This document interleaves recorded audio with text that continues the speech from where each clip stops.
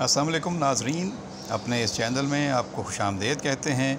आज की इस वीडियो में हम बात करेंगे आपके फेवरेट और मशहूर अदाकार फ़िरोज़ ख़ान के बारे में।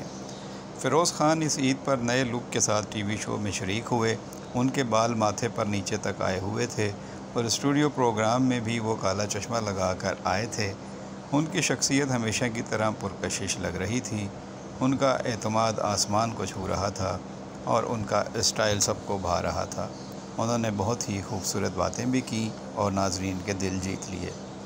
फ़िरोज़ ख़ान ने एतराफ़ किया कि शोहरत मिलने के बाद कई शौक़ छोड़ने पड़ते हैं, जिनमें एक शौक़ बकरा मंडी जाकर जानवर ख़रीदने का था।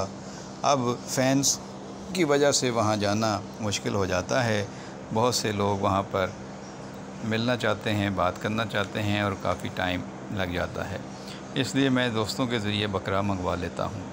शो में शरीक एक साथी अदाकारा अमर ख़ान ने बताया कि उनकी वालदा रायविंड बकरा मंडी गई थीं। उन्हें फ़िरोज़ ख़ान के एक मदाह ने काफ़ी डिस्काउंट दे दिया, सिर्फ़ इस बात पर कि वो मेरी वालदा को पहचान गया कि आप टीवी पर आती हैं, और उसने पूछा कि क्या तुम फ़िरोज़ ख़ान को जानता है। तो मेरी माँ ने कहा कि हाँ, मैं ना सिर्फ फ़िरोज़ ख़ान को जानती हूँ बल्कि उसके साथ काम भी कर चुकी हूँ। जिस पर वो शख्स बहुत खुश हुआ और उसने बकरे में बहुत डिस्काउंट दे दिया। ये बात सुनकर फ़िरोज़ ख़ान भी मुतासिर हुए और उस फ़ैन का शुक्रिया अदा किया। फ़िरोज़ ख़ान ने कहा, बचपन में कुछ चीज़ों के लिए वालिदैन से ज़िद करता था, अब एहसास होता है कि वो ज़िद गलत थी। आज मैं जो बच्चे मुझे देखते हैं, सुनते हैं, मैं उन्हें कहना चाहता हूँ कि बच्चों, वालिदैन से गैर ज़रूरी ज़िद ना किया करो। जो ख्वाहिशात वालिदैन तुम्हारी वैसे ही पूरी कर सकते हैं वो कर देते हैं, और जो ख्वाहिशात वो पूरी करने की पोजीशन में नहीं होते उसके लिए ज़िद ना किया करो। जब बड़े हो जाओगे तो इन चीज़ों को समझ जाओगे।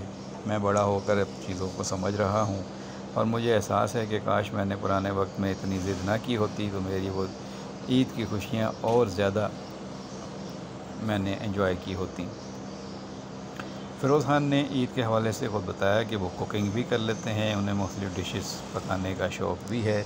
गोश्त की डिशेस वो शौक़ से खाते हैं और उनके घर में ईद वाले दिन शीर खुरमा के बाद कलेजी बनती है और वो कलेजी शौक़ से खाते हैं। और उसके बाद बहुत सारी डिशेस हैं जो चांप वगैरह भी बनती हैं और बिरयानी बनती है, पुलाव बनता है, तो वो सब चीज़ें गोश्त की बहुत शौक़ से खाते हैं और ख़ुद भी शौक़ से वो डिशें बना लेते हैं।